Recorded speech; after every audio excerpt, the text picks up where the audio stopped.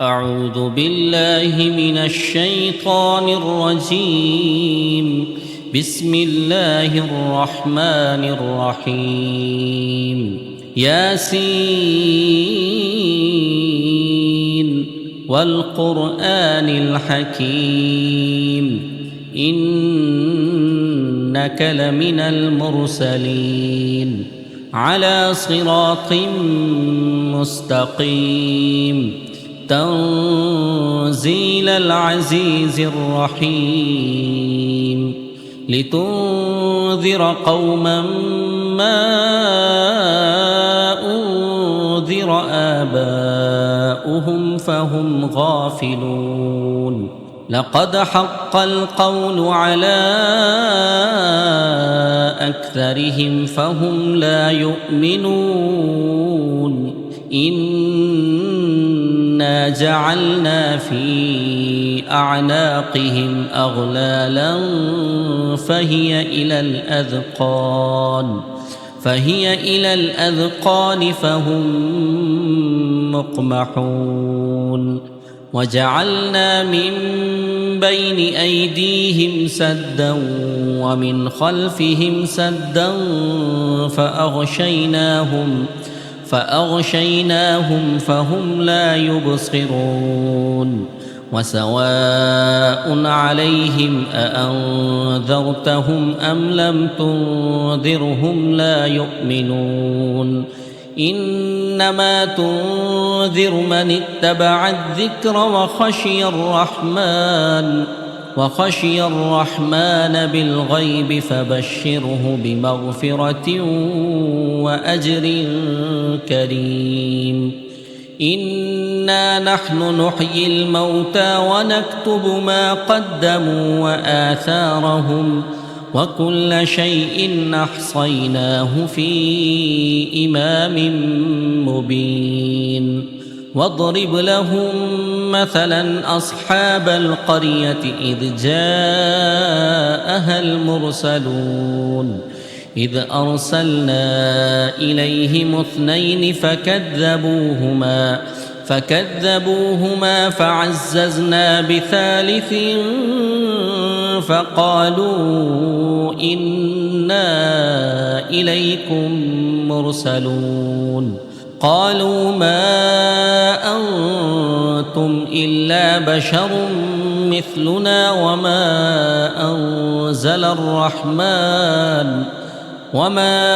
أنزل الرحمن من شيء إن أنتم إلا تكذبون. قالوا ربنا يعلم إنا إليكم لمرسلون وما علينا إلا البلاغ المبين. قالوا إنا تطيرنا بكم لئن لم تنتهوا لنرجمنكم وليمسنكم منا عذاب أليم. قالوا طائركم معكم أئن ذكرتم بل أنتم قوم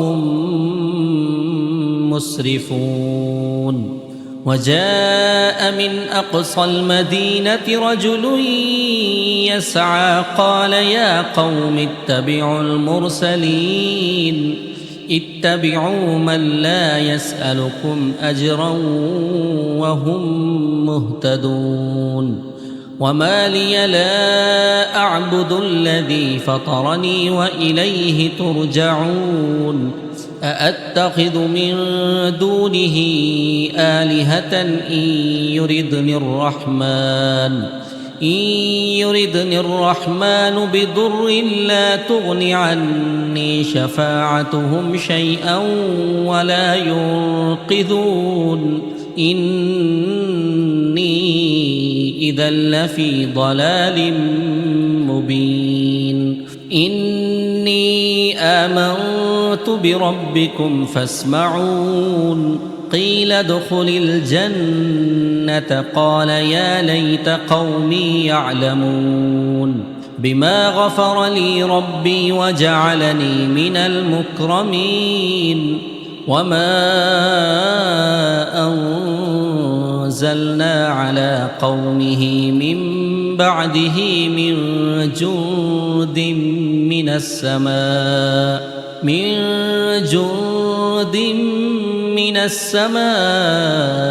وما كنا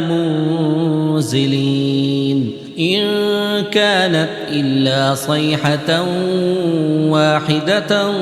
فإذا هم خامدون يا حسرة على العباد ما يأتيهم من رسول إلا كانوا به يستهزئون ألم يروا كم أهلكنا قبلهم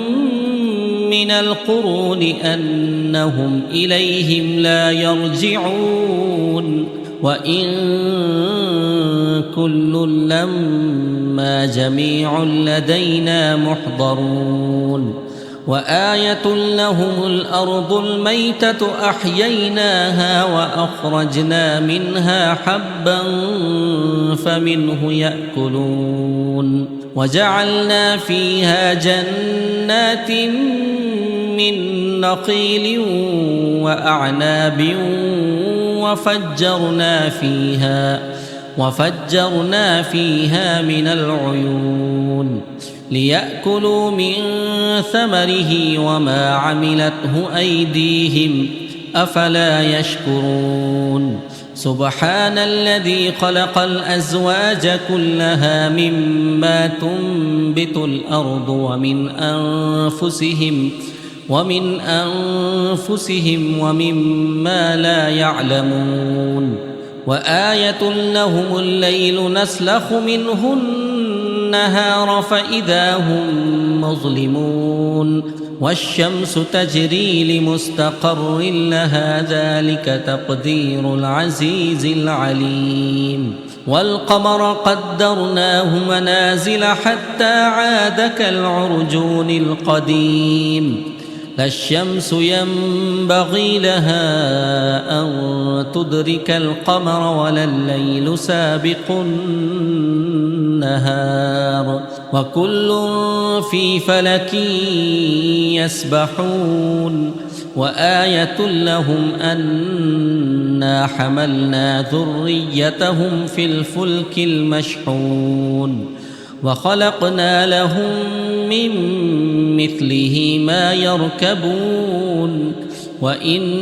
نشأ نغرقهم فلا صريخ لهم ولا هم ينقذون إلا رحمة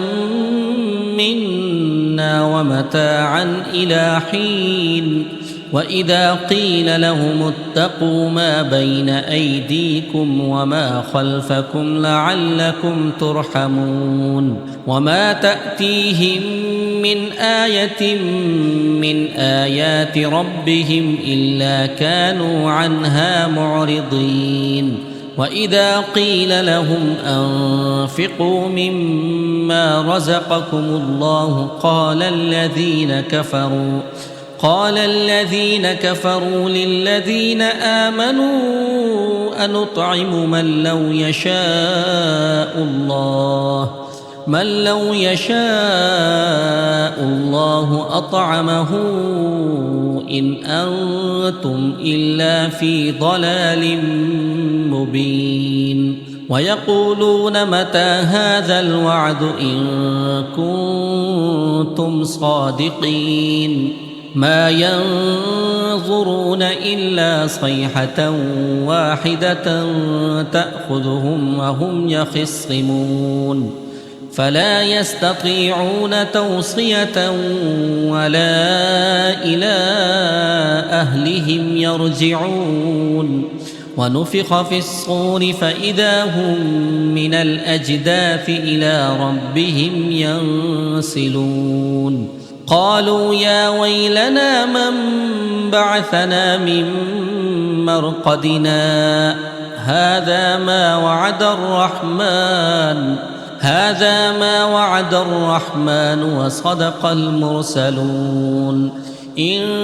كانت إلا صيحة واحدة فإذا هم جميع لدينا محضرون فاليوم لا تظلم نفس شيئا ولا تجزون إلا ما كنتم تعملون إن أصحاب الجنة اليوم في شغل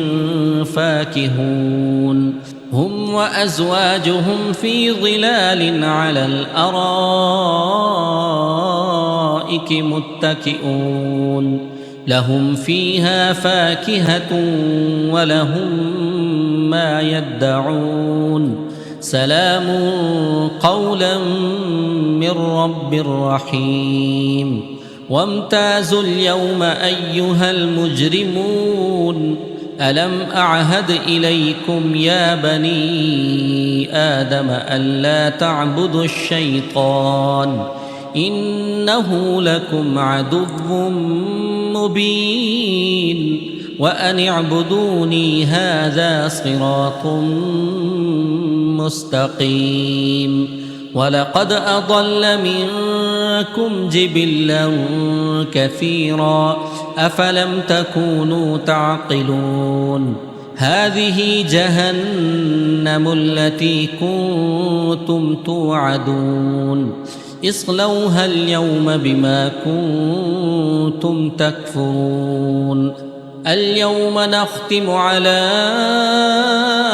أفواههم وتكلمنا أيديهم وتشهد أرجلهم بما كانوا يكسبون ولو نشاء لطمسنا على أعينهم فاستبقوا الصراط فأنى يبصرون ولو نشاء لمسخناهم على مكانتهم فما استطاعوا مضيا ولا يرجعون ومن نعمره ننكسه في الخلق أفلا يعقلون وما علمناه الشعر وما ينبغي له إن هو إلا ذكر وقرآن مبين لينذر من كان حيا ويحق القول على الكافرين أولم يروا أنا خلقنا لهم مما عملت أيدينا أنعاما فهم لها مالكون وذللناها لهم فمنها ركوبهم ومنها يأكلون ولهم فيها منافع ومشارب أفلا يشكرون واتخذوا من دون الله آلهة لعلهم ينصرون لا يستطيعون نصرهم وهم لهم جند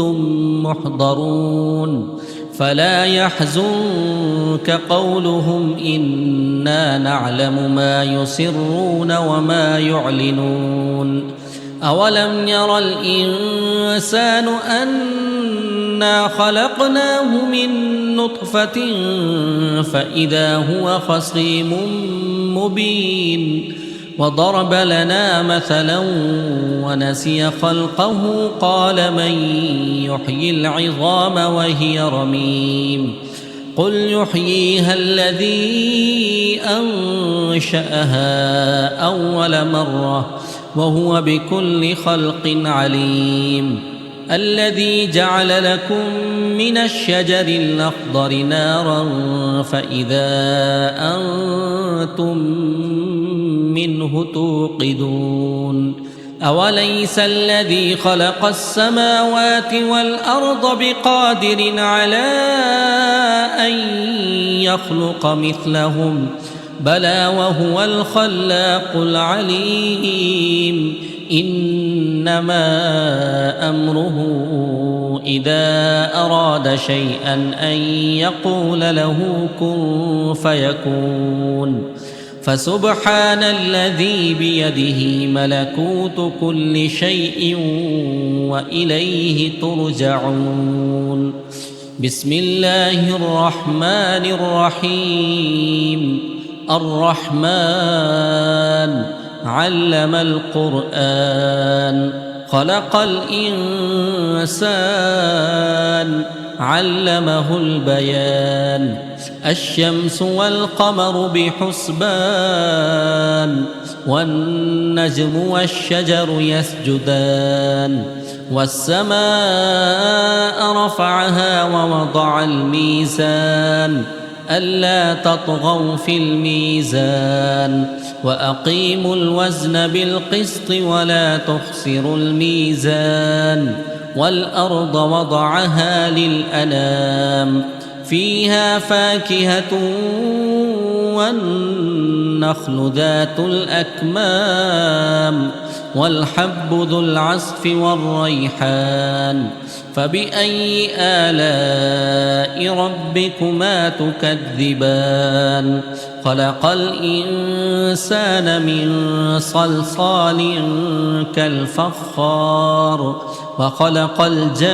الجان من مارج من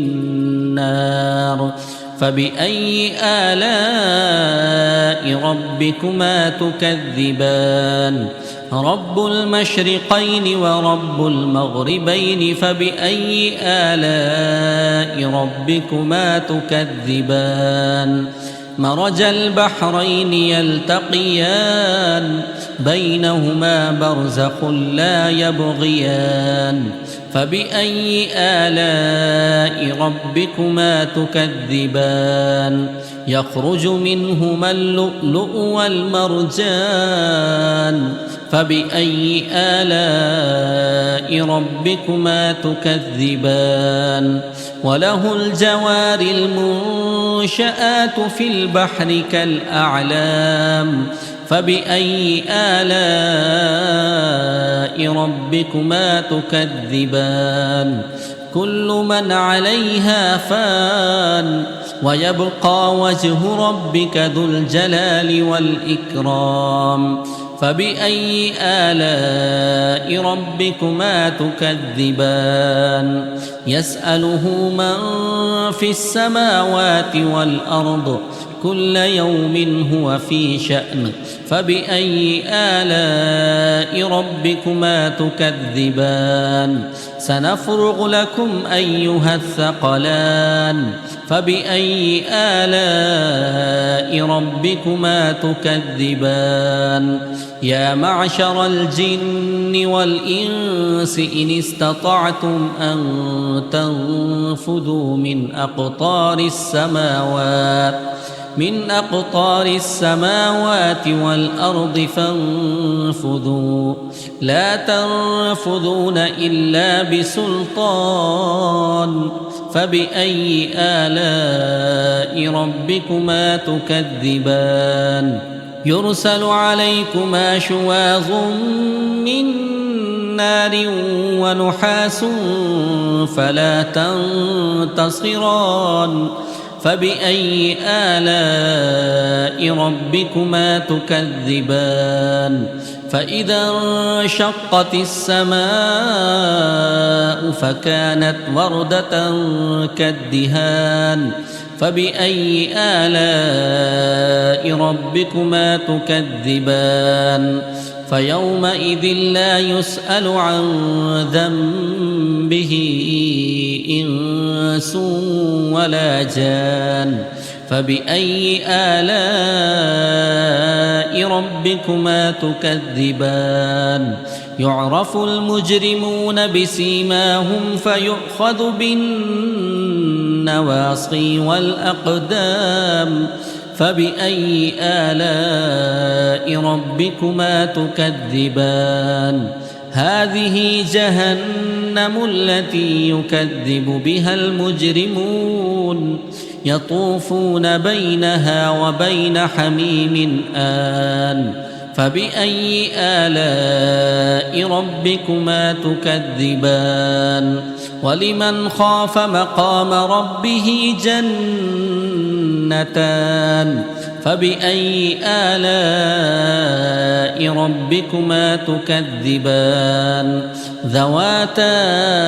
أفنان فبأي آلاء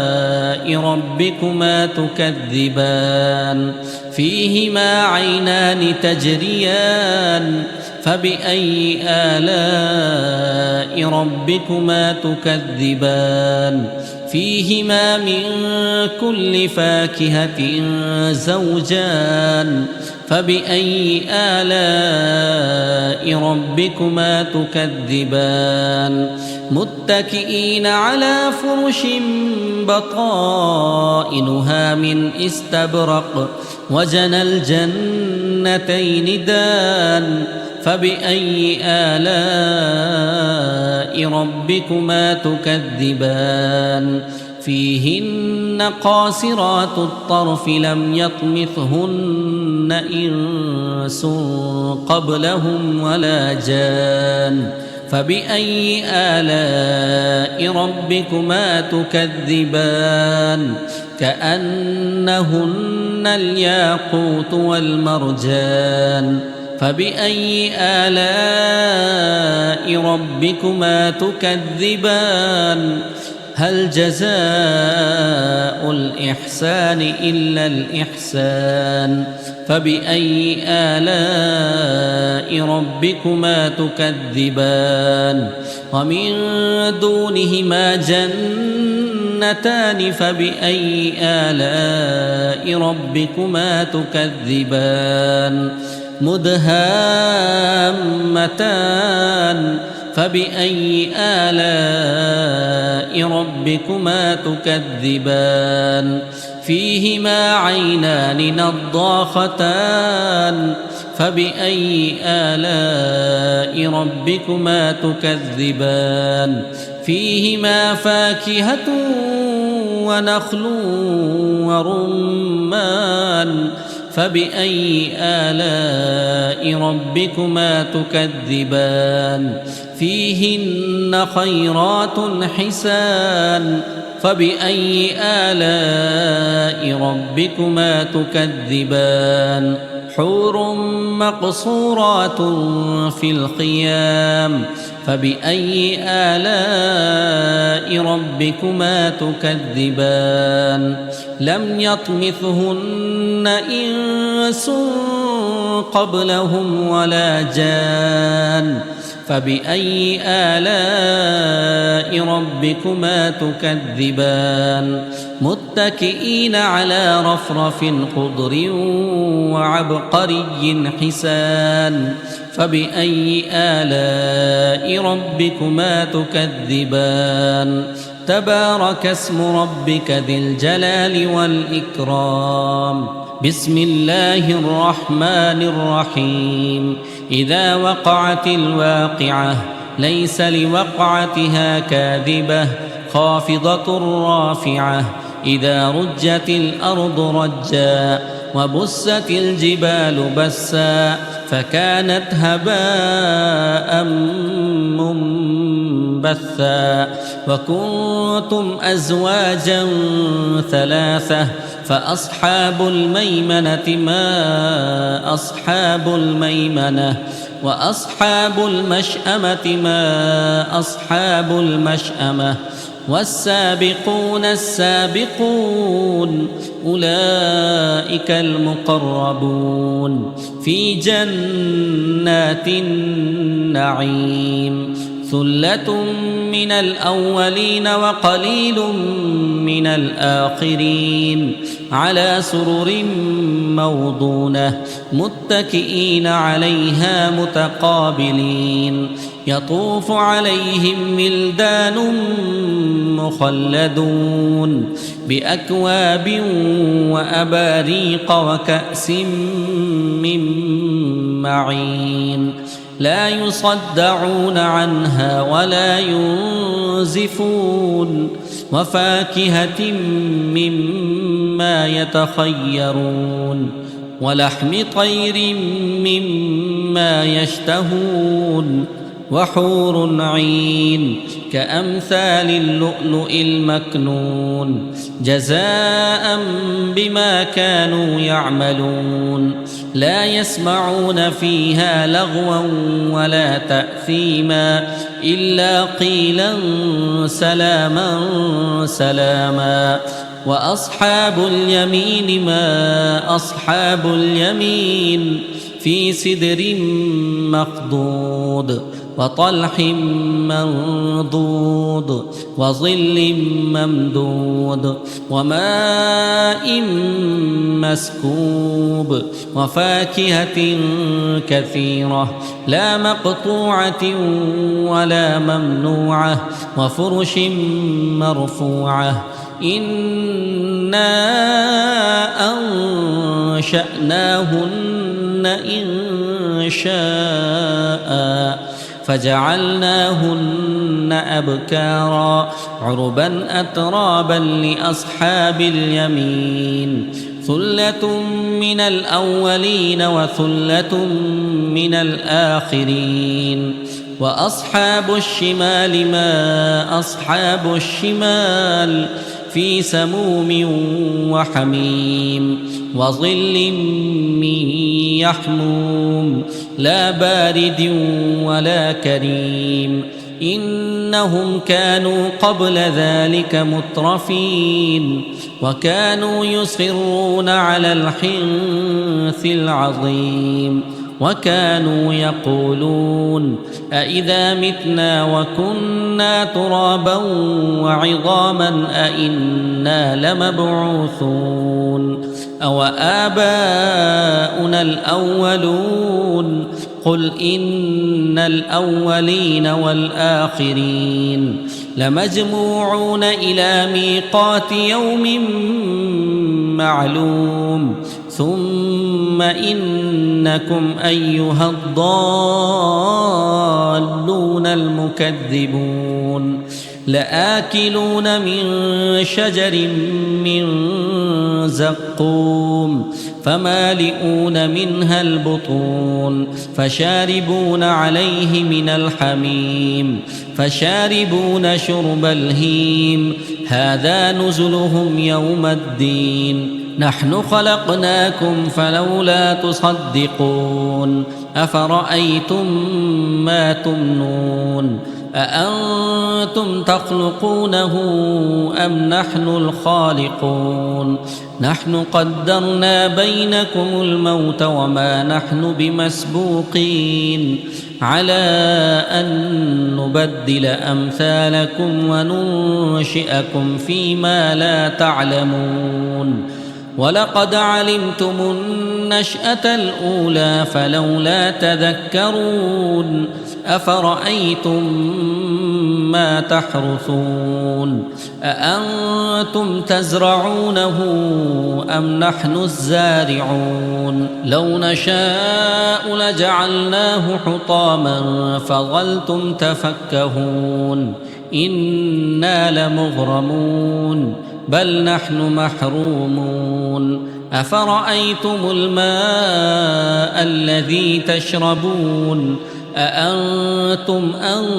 أنزلتموه من المزن أم نحن المنزلون لو نشاء جعلناه أجاجا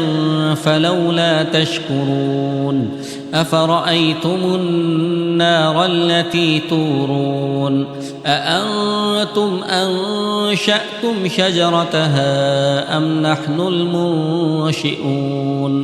نحن جعلناها تذكرة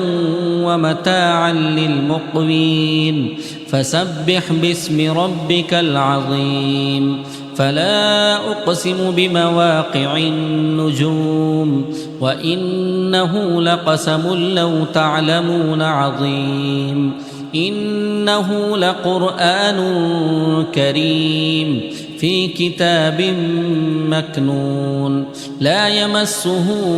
إلا المطهرون تنزيل من رب العالمين أفبهذا الحديث أنتم مدهنون وتجعلون رزقكم أنكم تكذبون فلولا إذا بلغت الحلقوم وأنتم حينئذ تنظرون ونحن أقرب إليه منكم ولكن لا تبصرون فلولا إن كنتم غير مدينين ترجعونها إن كنتم صادقين فأما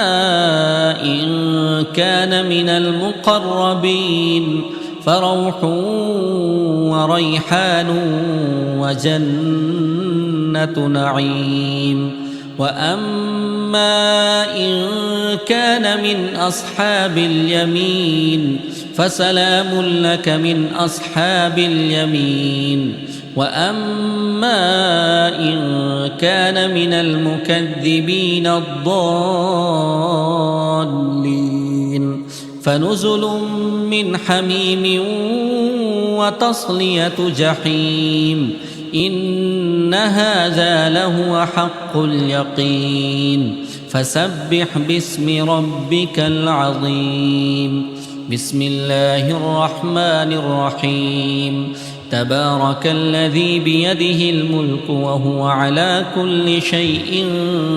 قدير الذي خلق الموت والحياة ليبلوكم أيكم أحسن عملا وهو العزيز الغفور الذي خلق 7 سماوات طباقا ما ترى في خلق الرحمن من تفاوت فارجع البصر هل ترى من فطور ثم ارجع البصر كرتين ينقلب إليك البصر خاسئا وهو حسير ولقد زينا السماء الدنيا بمصابيح وجعلناها رجوما للشياطين وأعتدنا لهم عذاب السعير وللذين كفروا بربهم عذاب جهنم وبئس المصير إذا ألقوا فيها سمعوا لها شهيقا وهي تفور تكاد تميز من الغيظ كلما ألقي فيها فوج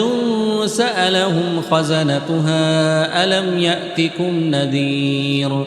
قالوا بلى قد جاءنا نذير فكذبنا وقلنا ما نزل الله من شيء إن أنتم إلا في ضلال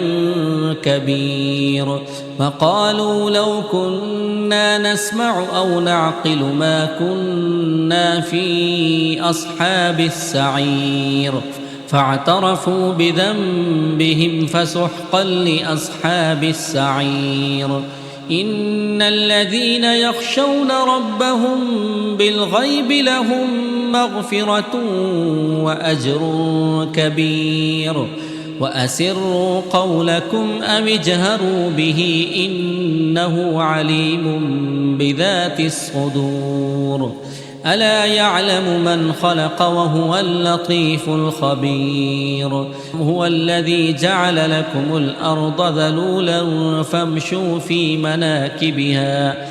مناكبها وكلوا من رزقه وإليه النشور أأمنتم من في السماء أن يخسف بكم الأرض فإذا هي تمور أم أمنتم من في السماء أن يرسل عليكم حاصبا فستعلمون كيف نذير ولقد كذب الذين من قبلهم فكيف كان نكير أولم يروا إلى الطير فوقهم صافات ويقبضن ما يمسكهن إلا الرحمن إنه بكل شيء بصير أمن هذا الذي هو جند لكم ينصركم من دون الرحمن إن الكافرون إلا في غرور أمن هذا الذي يرزقكم إن أمسك رزقه بل لجوا في عتب ونفور أفمن يمشي مكبا على وجهه أهدى أمن يمشي سويا على صراط مستقيم قل هو الذي أنشأكم وجعل لكم السمع والأبصار والأفئدة قليلا ما تشكرون قل هو الذي ذرأكم في الأرض وإليه تحشرون ويقولون متى هذا الوعد إن كنتم صادقين قل إنما العلم عند الله وإنما أنا نذير مبين فلما رأوه زلفة سيئت وجوه الذين كفروا وقيل هذا الذي كنتم به تدعون قل أرأيتم إن أهلكني الله ومن معي أو رحمنا فمن يجير الكافرين من عذاب أليم قل هو الرحمن آمنا به وعليه توكلنا فستعلمون من هو في ضلال مبين قل أرأيتم إن أصبح ماؤكم غورا فمن يأتيكم بماء معين